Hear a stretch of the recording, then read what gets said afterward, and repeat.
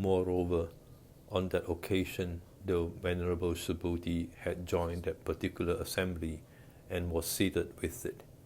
Then the Venerable Subhuti rose from his seat, arranged his cloak over one shoulder, went down on his right knee, saluted the Lord with his hands placed together, and said this to the Lord: "It is a marvelous thing, Lord, just how much bodhisattvas and mahasattvas have been favored with the highest of favors by the realized, worthy, and perfectly awakened one. Just how much bodhisattvas have been entrusted with the greatest of trusts by the realized one. How, Lord, should one who has set out on the bodhisattva path take his stand? How should he proceed? How should he control the mind?" At these words, the Lord said this to the Venerable Subhuti: "Well done, Subhuti. Well done.